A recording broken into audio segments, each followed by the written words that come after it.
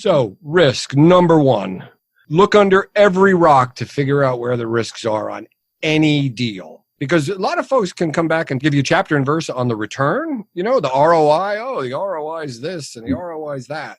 But if you can't give it to me risk adjusted, right? So what's the risk involved with it? Then it doesn't mean anything to me. Do you want your business to grow faster? Are you open to new and out-of-the-box ways to drive revenues and increase value? How do you imagine the most successful entrepreneurs and business leaders double, triple, or expand their businesses tenfold or more? The answer is deals. This is a weekly podcast featuring conversations with business owners, executives, and leaders as we reveal behind-the-scenes details that give you, our listeners, the confidence to pursue your own deal-driven growth. On the show, we discuss a huge variety of deals, everything from large, complex mergers and acquisitions to smaller deals that you can do even without significant capital. My name is Corey Kupfer, and I've been supporting deal-driven growth for businesses for 35 years as a successful entrepreneur, professional negotiator, and attorney. My goal is to help you strategize, plan for, find, and complete deals that will help your company grow faster. Welcome to the Deal Quest podcast. Let's get started. Henry Daas is a serial entrepreneur, business and financial coach, screenwriter, avid traveler, golfer, and tennis player. He also actively trades the financial markets and manages a few select people's, think family, money. He resides for the time being in New Jersey, has been married for almost 30 years to the same woman, and has 3 mostly adult boys. Henry and I know each other from Entrepreneurs Organization for a number of years. Henry, it's great to have you on the Deal Quest podcast. Great to be here, Corey. Thanks for inviting me. Absolutely. So listen, before we get into all your experience around the things that you do and the businesses you've been in and the coaching that you do and, the deals that you've done, I want to take you back. So when you were growing up as a little kid, maybe 8, 10, 12 years old, what did you want to be? Because I find that most people, it's not what they're doing now, but you tell me whether that was true for you or not. That's a great question. No one's ever asked me that. Well, you know what I wanted to be? I wanted to be a lawyer. Wow. That's exactly what I wanted to be when I was that age. And then I got older and I actually met some lawyers and I said, nah, I don't want to be that. He says to the lawyer, host of the podcast. Sorry for all you attorneys and lawyers. Please, I come in peace. Okay. Funny, I remember, this is really weird, but you brought it up. In the 8th grade, Mr. Dean's class, he was the teacher. And he went around and asked everybody what their favorite TV show was. So 8th grade for me is 1973. So people are talking about Lost in Space and Gilligan's Island and blah, blah, blah, blah. I mentioned the show called Petrocelli. Everybody looked at me like, what? And it was a show with Barry Newman, and he lived in like a trailer in Arizona, and he was sort of a country lawyer. And that was my favorite TV show. Wow, lawyers are pretty cool. They get to live in like a little camper van. And anyway, I didn't know why that popped into my head, but you asked, you got it. Well, frankly, that's why I like asking that question, because it's one that often people haven't been asked, and so you get some cool answers like the one you just gave. People are going to be Googling that show. Petrocelli, really? I actually remember that show. That's not a real show. I actually remember that show, believe it or not. Do you remember it? Good. I do. Right. That means we're both older than we want to admit. We're both of a certain age, Yes, exactly. as they say. So one more question, thinking back. What was your first deal of any type, whether that was when you were a kid, older, whatever? What's the first thing that comes to your mind that you describe as a deal? Wow. Okay. So this is another trip down memory lane. So when I was maybe about 10 years old, I wanted a new bicycle. So this is, I guess, I was born in 59. So we're talking 69, 70. Yeah. And Schwinn made this bike that was called the Lemon Peeler. Again, Another thing, you can go on eBay and you can Google that. And they had orange crate, lemon peeler, apple crate. It was the coolest thing. Had a little front wheel and a drum brake, and it was 5 speeds, banana seat. But my parents, no way. I think it cost like $100, which it might as well have cost $1 billion. Right. So when I was about 15, they had a local paper called the Suburban News where they had the want ads, buy and sell. And there was an ad for someone selling a lemon peeler. And they wanted, I don't know what they wanted, $60 or whatever. And I had money from cutting lawns. I didn't have a driver's license yet. So they lived about a mile from my house. I walked to their house and I knocked on the door to answer the ads for this. And I had money in my pocket and I paid $50 for the lemon peeler. And it was gorgeous. And I rode it home. And it's not the appropriate bike for a then 15-year-old, right? It's a kid's bike. Yeah. But it was the coolest thing ever. And so I rode it around very proudly for about 3 weeks. And then I put an ad in the very same newspaper and I sold it for $80.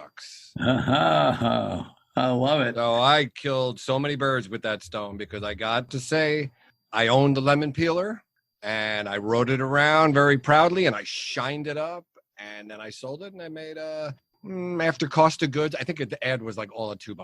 So I think I made about $28 on the deal. Nice return on investment. I love it. An early buy, use, and flip.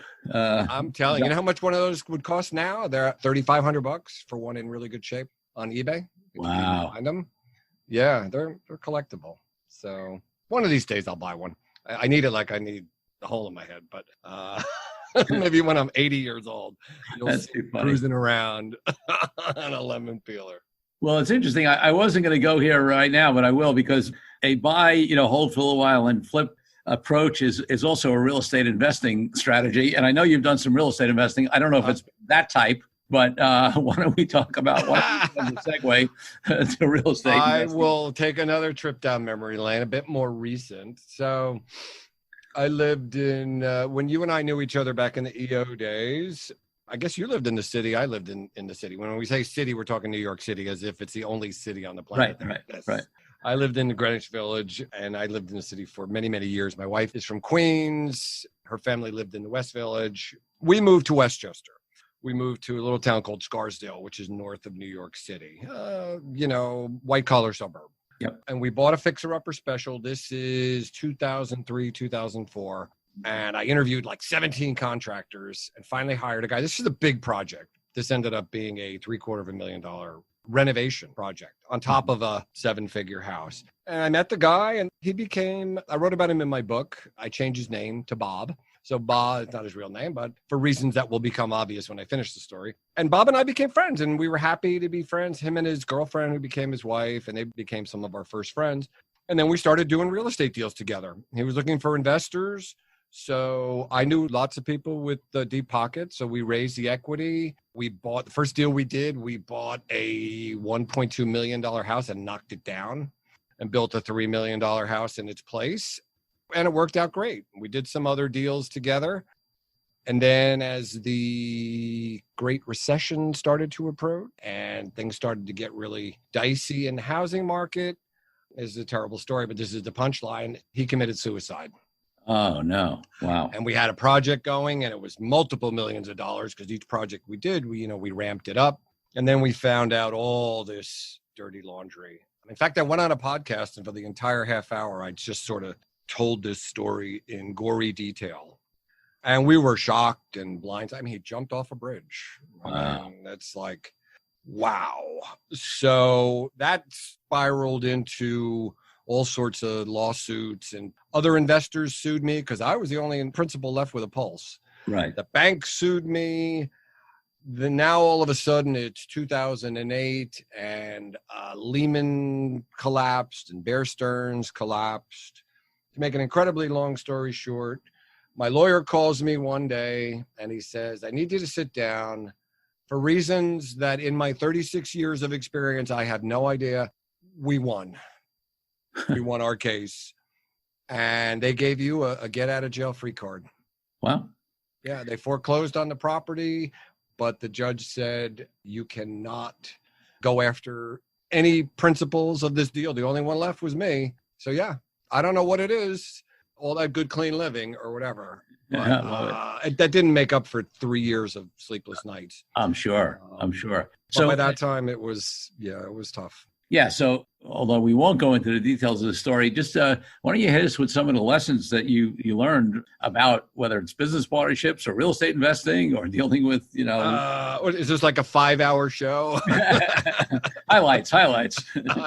Yeah. Or lowlights. Lowlights. All right. Number one, I deluded myself into thinking, and this is really the number one, and this is the number one thing that I talk about when it comes to money or entrepreneurship or anything, is risk. I thought I had covered my you-know-what in terms of risk. I hadn't at all. I didn't put proper fiscal controls in. I let him control the books. Mm-hmm. I never asked to audit those or do anything. I'll tell you a funny thing. We were raising a few $1,000,000 and we're at the bank at the closing, and the woman sticks the forms, you know those legal size forms, the uniform lending, whatever thing, all that stuff that you have to fill out when you apply for a mortgage. Yep. Well, we didn't do any of that. She handed it to me at the closing. I'm like, what is this? She goes, well, we just need it for our records. I'm like, I don't have any of this information. She said, don't worry about it. Just like sign it here, blah, blah, blah. It'll all be good. That should have been, I immediately should have gotten up and ran from the hills, because that shows you how risk blind the banks were at the time. Yeah. This is now, that was probably in 2005 or 2006. And it only got worse from there. So risk, number one, look under every rock to figure out where the risks are on any deal. Because a lot of folks can come back and give you chapter and verse on the return, the ROI. Oh, the ROI is this and the ROI is that. But if you can't give it to me risk adjusted, right? So what's the risk involved with it? Then it doesn't mean anything to me. Yeah. That's the number one. And there's probably a whole bunch of others. Always have a really good seasoned attorney at your beck and call who knows this stuff. And understand that there are rules. The courts are very strict and very stringent about the timeliness of your reply. Apparently what happened, that we found out after the fact, is the judge just simply didn't like that the bank was so lackadaisical about how they were treating this, right? And he read them. In fact, what he did was, a month after he gave me this get out of jail free card, he rescinded his order. So my attorney got a call from the attorney for the bank and said, what did you do? And our lawyer said, what do you mean, what did we do? He said, they pulled the right to foreclose. It's like, we didn't do anything, dude. We're done. Right. Yeah. And he held them out for a whole year. In the meantime, the market collapsed even further. So they ended up selling the property on the bank steps, and they basically bought it back from themselves. Wow. And I was happy to wash my hands of it at that point. Wow. It was a lot of sleepless nights, a lot of my wife wagging her finger at me, saying, I told you not to do this. It's like, I don't remember that you told me not to do this. But if that's what you said, like I said, I've been married for 30 years to the same woman. So that, I guess one of the reasons is I said, okay, you're right. Lesson learned. Let's take a break from the show for a minute so I can invite you to join our DealQuest community group on Facebook. There, you'll have a chance to engage with other entrepreneurs, business owners, executives, and leaders who are looking to grow, do deals, and make a bigger impact. In addition to the great content and community, you can also register there for our Conversations community and cocktail Zoom calls and the upcoming Deal Den Zoom calls, during which you will have the opportunity to brainstorm and get support with deal-driven growth for your company. Now back to the show. It's interesting. I just finished reading or listening audiobook of The Surrender Experiment by Michael Singer, who also wrote The Untethered Soul. And I didn't know his story, but I won't get into the whole thing, but I definitely recommend the book and The Surrender Experiment. But he built a multi-$100-million business and got accused by an employee who was embezzling, who tried to save himself by claiming that all the executives were involved in kickback schemes and stuff like that. Right. And went an 8-year ordeal and then was let out of the case by the DA. And this was a DOJ thing. This was a criminal thing. And then was let out of the case. So it was a fascinating story as well, in that regard. All right. So before we talk about some of your other deals, just give us, let's talk about what you're doing now and what clients you're serving and who's your market and what do you do for them? Okay. So my primary avocation is entrepreneurial coach. I call myself a coach approach strategic advisor. So what does that mean? Basically, I have 30 years of entrepreneurial experience. So about, 8-9 years ago, I decided to become a coach. I signed up for courses with a coach training place called Coachville, really good reputation. And I spent about a year learning the best practices of coaching. I said, if I'm going to do this for real, I want training. So I went through and I did all that. A little bit of a deer in the headlights with some of the stuff that they were doing. But after I finished, I realized that, this is great, but this is leaving a lot of my entrepreneurial experience on the table here. Yeah. because there are rules to become a PCC or an ACC. I never did any of those practicums because I can't live by those rules. There's just too much experience here that doesn't really fit in with the coach-like setting. So I created my own sort of brand, Coach Approach Strategic Advisor, CASA. So half a coach and half a strategic advisor, because sometimes I just have the answer and I'm not going to put the entrepreneur through silly, torturous games if I have the answer for them. Yeah. I mean, I just have to be blunt with that, because you could spend hours and hours and sessions getting them to come to the realization. Now, that doesn't mean I tell them what to do, right? That I don't do, right? I'm not in the business of saying, you need to do this. But, we'll chop up all the various alternatives. But ultimately, it's their company. So that's the main thing that I do. And then I wrote a book called FQ Financial Intelligence, and I created a 20-week course to teach people about money. This is not just for entrepreneurs. This is really for anybody. Sort of everything. My tagline is something like everything you need to know from your first savings bond to your last will and testament. Talk about how to build your balance sheet, income statement, psychology of money, how to build a lifelong financial plan, how to invest in markets like we're talking about now, how to plan for retirement, how to plan to pay for kids' college, you name it. I covered it. Love it. And give the name of the book again, Henry. It's called FQ, which is sort of like IQ is intelligence and EQ is emotional intelligence. So FQ is financial intelligence. And That's it. FQ, financial intelligence. Love it. Yeah. So yeah, folks, I'm sure look on Amazon and all the. You can look on Amazon, but if you just go to my website, there's a link in there somewhere where you can just download it for free. Oh, there you go. Off a book, baby. The only person who makes money off of books is Jeff Bezos. And I read today he's worth $171 billion. So he doesn't need it. He doesn't need book sales, huh? He doesn't need book sales.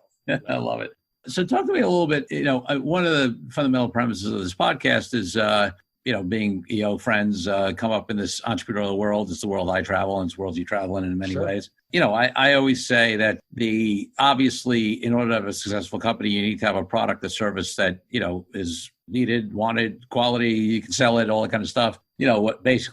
Organic sales, organic growth. But in addition to that, there are so many opportunities for deal-driven growth that companies have, whether they're small, startup, huge, have capital, don't have capital, different size deals, types deals, not only big M&A, but licensing, joint ventures, strategic alliances. How do you find that coming in? Because I find there are so many companies who are banging their heads against the wall, trying to get more sales and more clients organically. And again, they should figure that piece out, but they're not looking at any kind of strategic alliances or deal-driven growth. What are you seeing? Yeah, I see a bunch of things here. I work with a lot of location-independent businesses, sometimes referred to as digital nomads. But if you've got a company, you've got staff in Eastern Europe, you've got staff in the Philippines, and SaaS products and all sorts of different stuff. And you're right, people will spend inordinate amounts of money trying to build an organic sales channel, and they're not particularly good at it. Yeah. Now, one thing they'll do is they'll say, oh, well, that's okay. I'm going to start an FBA, right? FBA is Fulfilled by Amazon, right? Or an affiliate business where someone else is going to do all the selling part of it. And that's great, but then you're playing in somebody else's sandbox and they make the rules. Yeah. For instance, I think it was April 21st that Amazon changed the affiliate payment structure, and it's now half of what it was before that. Right. So those kind of deals they look good on the surface, but then when you start peeling through the layers of it, you realize maybe it's not such a good deal. The other side is to do the 1 + 1 = 3. All right, I got a company, we're really good at this. I know a guy who has a company that's really good at that, and there's some certain synergies there. If we bring them together and join forces, we may be able to get some kind of a multiple on this by leveling up. That's a classic deal. And that doesn't have to be an M&A, a strict, bankers and lawyers and all these suit and tie types coming in. These can be done on a small level. Yep. Yeah, they could be contractual, it could be joint venture, it could be strategic alliance, just be a distribution deal, marketing deal. There's a million ways to sort of skin the cat. The main thing, though, is that there's got to be some multiplier effect from it. Otherwise, what's the point? Yeah. Do you have an example or so, of a situation where you've coached or a personal situation where you've had that multiplier effect through a deal, or you've helped a client with I it? have clients who accumulate websites, right? Yeah. So it's sort of a mini deal. Yep. But what they have is they have a skill set. They may be expert at SEO and other parts of it. So they're looking for synergistic products that they can buy. Now, these things are just, bought and sold every day. Yep. Right. You can go to Empire Flippers or Flippa or FE. There's a bunch of companies that do this. And you can put together little sort of mini portfolios. Yeah. I worked a few years ago with a guy who was putting together a portfolio, but he was doing it. He owned like 30 websites, but each one had an individual investor who invested in that individual website. Very interesting. Yeah, I thought that was interesting. And I said, well, have you ever thought about like syndicating this? I mean, maybe you could de-risk a little bit if you made it just a pool of 30 websites, because some are going to do well and some are going to do poorly. Right. And some investors are going to be really happy and some are going to be not so happy.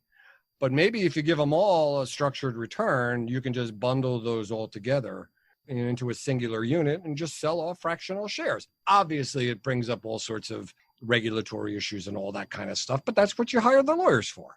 The one that I didn't become. Right? Right? Yeah, exactly. Yeah, and it's interesting because I love it applied in that venue because, that kind of conversation comes up with, companies. Hey, are we going to invest one-off in companies, or are we going to create a fund that's going to invest in companies? It certainly happens in real estate, right? Am I raising money for a single project, or am I putting together, a fund that will do multiple projects to have capital available and also to, leverage, or distribute risk? So it's interesting applying it in a website acquisition, portfolio strategy I haven't really thought about that one before, but it's totally applicable. There's a few folks that are doing it, but not nearly as much as I would think there would be. Now, there's some hidden regulatory bit in there that I don't know about, but a lot of folks that I deal with are domiciled overseas. I mean, I've had clients on every continent except Antarctica.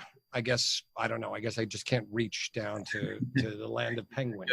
Huge reputation has not quite gotten. It has not. My global reputation has not made it down to where all the ice is melting. Someday it will. I'm looking, that'll be like one of those big, hairy, the Jim Collins BHAG. The big, hairy, audacious goal is to book a client Antarctica. So I imagine that there are domiciles around the globe which would be quite friendly to this idea. Sure. Couldn't say what they would be off the top of my head.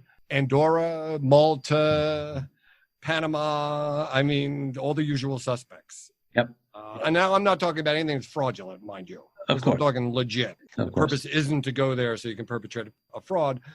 The reason to go there is so that they don't have the impediments to putting the syndicate together. Right.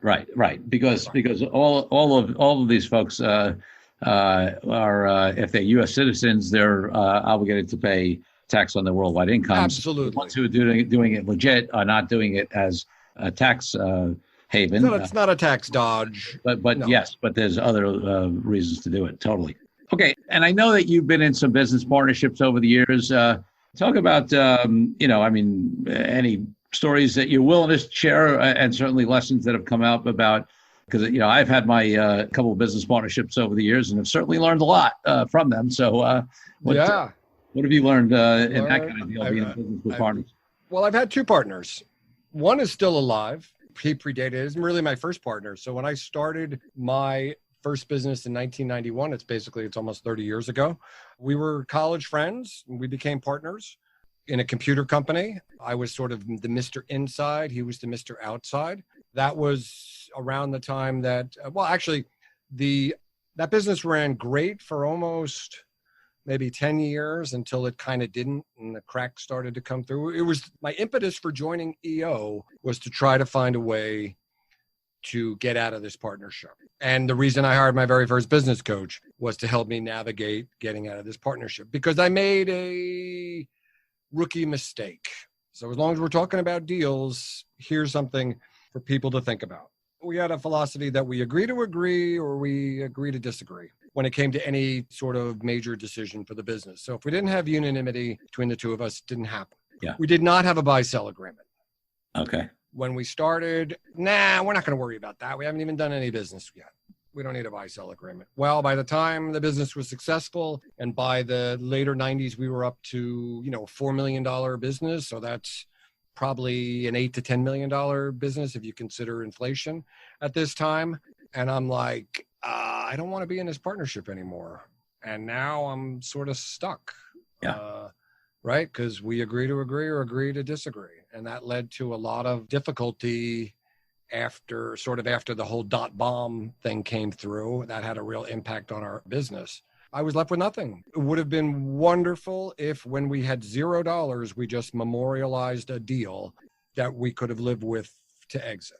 Yeah. But we didn't. So it ended up being the War of the Roses for, again, another 3 years out of my life, trying to negotiate and figure out how to get out of this partnership and start something new. Got it. You said you had a second partner as well, right? Well, no, I had the second partner was the one Bob, who jumped off the bridge. Oh, got it. So yeah. it took me a couple of years to Yeah. kick off the dust from this first partner to have this second partner. No, I have since then, I have been a solo act. Got it. What I basically tell people is, if a great partner came along and Vito Corleone style said, we need to be partners, partnership, or your brain's on the contract, put a gun to my head. Yeah. Until that day happens, though, I'm happy to be a solo act. It has its pluses and its minuses. Until somebody makes you an offer you can't refuse. Huh? Yeah, the proverbial, sorry, I butchered that. Yes, the proverbial offer I can't refuse. Yeah, okay. I love it. Before we do the last two quick things on the podcast here, any other last thoughts, tips, deals, major learnings on your entrepreneurial journey? Because it sounds like every entrepreneur, and by the way, if anybody thinks this is different for anyone, you've had a few ups and downs like we all have. So what, any key lessons along the way, general entrepreneurial or deal wise? Well, that's funny. I do these. I've done a lot of podcasts since the coronavirus hit, and I talk about a lot of negative stuff. Even in my book, I do. It's very funny how I even said it in my book. I said I could make 20 grand on a trade, right? And it'll fade from view, but lose $500, and it ends up as a chapter in my book. Right. And there is psychological underpinnings to that. People have written on that, on how we, pleasure, how we pain, principle, pleasure, and all that stuff.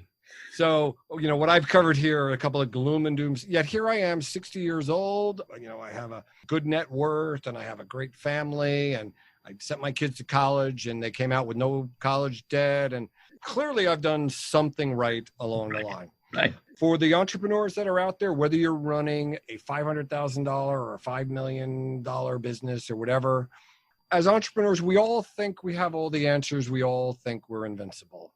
I have this image in my brain of the entrepreneur in front of the bankruptcy judge, pleading with him to just give him one more chance. I know I can turn this ship around, right? Because you have to be almost irrationally optimistic to be an entrepreneur. Because when something like COVID comes along, and I opened my practice up for 3 months, it's now July 2nd today, but for April, May, and June, I opened the doors up for anybody to come in free of charge.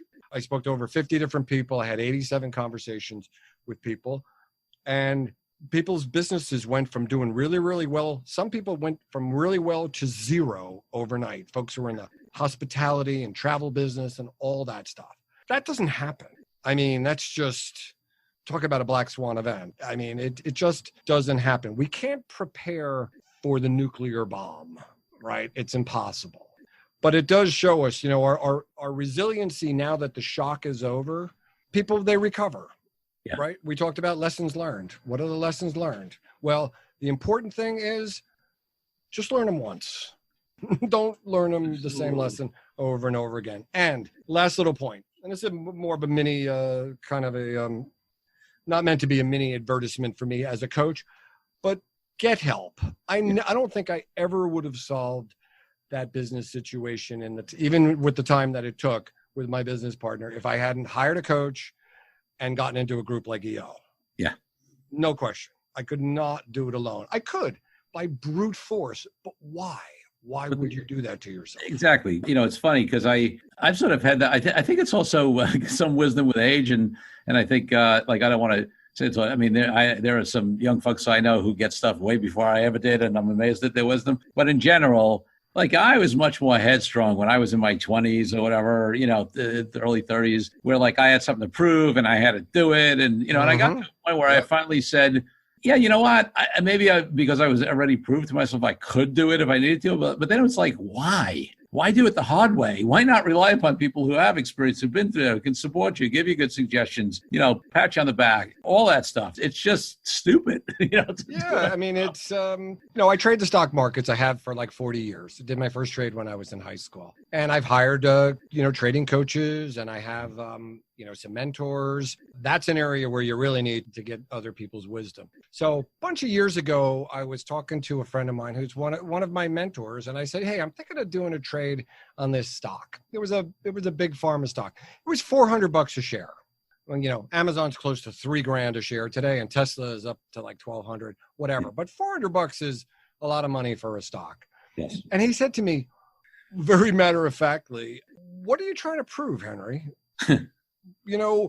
There are thousands of stocks out there. Do you have some sort of personal goal, some mountaintop that you can trade this really unwieldy stock? Why would you do that? We're looking for easy money. I never forgot that. So I tell that to people all the time. I tell them, I said, if you're trading the markets and it's hard and it's crazy, you're doing something wrong, right? You want to find easy money. People say, oh, there's no easy money. There's easy stuff to trade. I'm not saying it's guaranteed to make you money, but why don't you trade the $10 or $20 stocks instead of the $400 stocks? So that was a lesson I learned. I guess the same rules apply in deals, right? When we were in the leasing business, I used to tell my partner, look, it takes the same amount of time to do a $10,000 lease as it is to do a $10 million lease. Yes. I know the sales cycle is longer on the 10 million, but the rewards are so much greater. Why don't we just spend our time going after those deals? But you still got to do a bunch of $10,000 deals to learn your craft. Absolutely. Right? You've got to learn the craft, and you want to learn that with as little money in play as possible. Yeah, exactly. So another bit of deal-making advice. Yeah. Exactly. No question about it. So, Henry, before I ask you my last question, what's the best place for people to find out more about you? My personal website is just www.henrydaas, D-A-A-S, or I also have D-A-S-S because people misspell my name all the time. So I'm belts and braces on that. My main business site, that's my personal site, but it links back to my business site. So you can see all my businesses and my baseball card collection and my golf trips and, Settlers of Catan board, all the crazy stuff that I do. My screenplays. My main business site is DAAS Knowledge, dasknowledge.com. Love it. Yeah, that's it. And those will be in the show notes, folks, if you're driving or can't take it down right now. Final question on the podcast, Henry, is always about my highest ideal in life, my highest value in life, which is freedom. And that relates to everything from freedom for all peoples, from oppression, from everything, to the reason I'm an entrepreneur, right? I'm unemployable. What does freedom mean to you, and how does it apply to your business and life? Well, without sounding like a bad bumper sticker, freedom ain't free, right? You're seeing it now with the Black Lives Matter, with folks out in the street protesting in the middle of a pandemic. I mean, putting my screenwriter brain on and suspending disbelief, it's like, I'm not even going to believe the story where people went out in the middle of a generational public health crisis and fought for freedom and liberty. I tip my hat. I would be one of them, but as a almost 61-year-old type 2 diabetic, probably not in my best interest to go out there because I don't want to get COVID. But I'm with them in spirit, right? You're going to have to fight tooth and nail to maintain the Bill of Rights. You just are, because there are always going to be folks out there who are trying to feather their own nest, and your freedom is inconvenient to them, and they'll try to take it away, right? I'm not talking right-wing live free or die stuff. I don't want to get crazy there. That's not where I fit on the spectrum. But I tell people, you exercise your civil rights or they atrophy and blow away. Don't let that happen. Love it. Great way to end. Henry Daas, thank you for being on the DealQuest podcast. Thank you, Corey. Thank you for joining me on this episode of DealQuest, where we help you understand how deal-driven growth can be your ticket to freedom. You can be a friend of the show by leaving a review on the Good Pods app, podchaser.com, or any major podcast player. Every review helps the show reach more listeners. If you're ready to take your deal making to the next level by becoming a master negotiator, head over to Amazon or Audible and grab a copy of my best-selling book, Authentic Negotiating. Then connect with me on LinkedIn and let me know your thoughts. I'm Corey Kupfer. Until next week, wishing you the freedom and financial prosperity that I know your deal quest will bring.